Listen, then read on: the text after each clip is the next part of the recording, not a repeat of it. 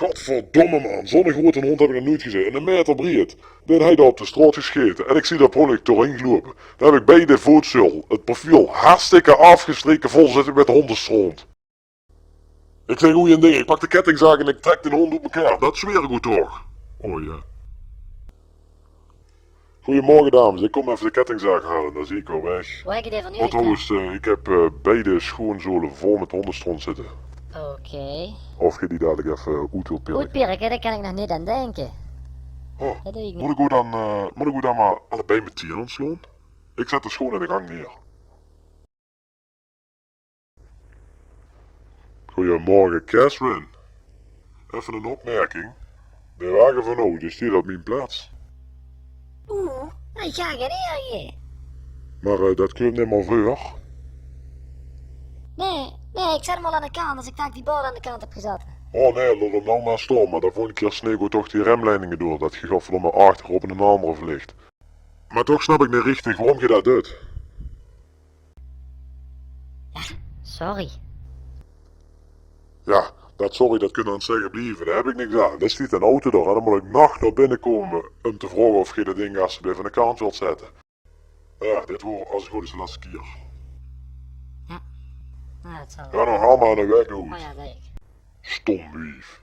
Hé man, dat is normaal tegen een mechje, die heeft er niks gedaan. Ach mens, ga die geen gauw af. Je weet geen hoe dat is, je hebt geen in zijn auto.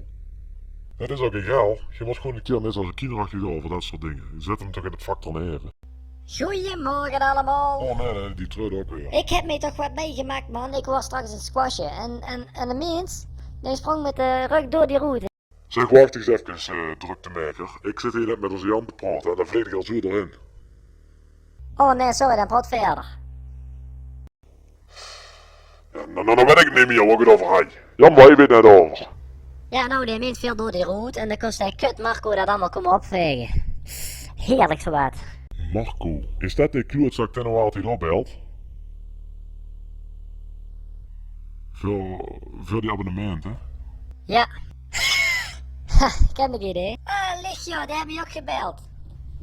Ja, een beetje raar kelk is dat. Die heeft al 2 keer gebellen. Ja, hè? Oh nee, daar heb ik geen kloot ermee te maken, daar wil ik ook niks van weten. Hoezo dat? Nee.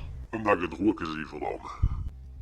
Ja, nou, dan zak maar allemaal door de stront. Dan ga ik wel ergens anders in. Oh hé, zitten ze allemaal. Waarom bellen jullie mij niet? Hoor ik er soms niet meer bij? Ben ik soms de man? Zie ik in een nul? Zie ik in een nobody? Ja, dat is krek hoe hij dat toch zegt. Je ziet ook maar aan een nobody. Oh ja, En dan daar scheet dat er vind ik over leuk. Haaien wa, kutwief. Maar jong.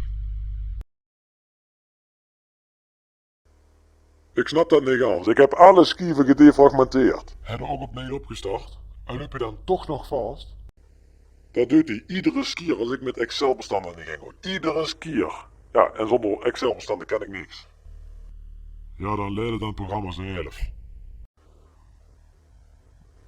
Nee, dat giet niet, dat kan niet. Nee, ik heb daar menken van laten komen en net dat geïnstalleerd. Voor ik werd wel 30 euro per uur. Die kutzooi.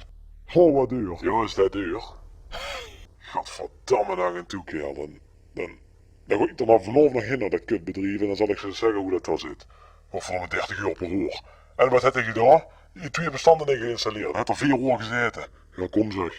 Ik ga er nou meteen heen mijn geld halen. Nou meteen? Hé, haaien.